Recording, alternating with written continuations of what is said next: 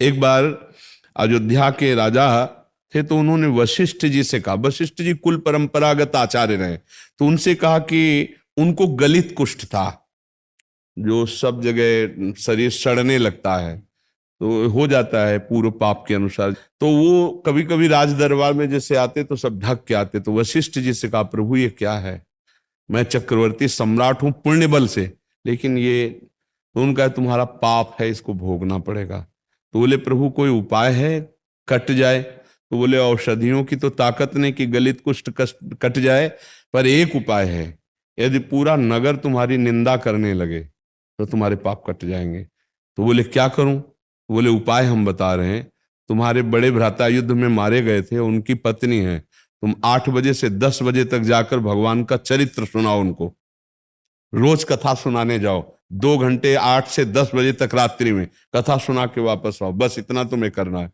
अब जो ही शुरू किया सो ही कुछ दिनों बाद निंदा शुरू हुई कि यार हम तो समझते थे कि धर्मात्मा है, पर है तो पापी, वैसे ही कुष्ठ भोग रहा है, और देखो उनके यहाँ रोज जाता है 8 से 10 बजे तक, तो अब ये जाता है इसका मतलब राजा है, कुछ ना कुछ गलत। अब वो भावना ऐसी बनती चली गई, पूरे नगर में प्रचार प्रसार हो गया कि राजा गलत भाव से अपनी भाभी के पास 8 से 10 बजे रात्रि, और वो वहां भगवत चर्चा वशिष्ठ जी की आज्ञा सुना, फटाफट उनका कुष्ठ नष्ट होना शुरू हो गया। पूरे नगर की ऐसी निंदा हुई, उनका महाराज अब तो जिया नहीं जा रहा, ऐसी निंदा हो रही।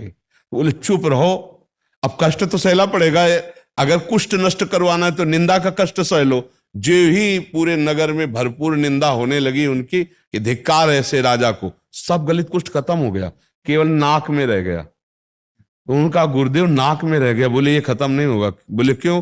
बोले ये हमारे हिस्से का है, हम निंदा करेंगे नहीं, क्योंकि हम जानते हैं तुम्हें किस लिए भेजते, इसलिए नाक का गलित कुष्ठ।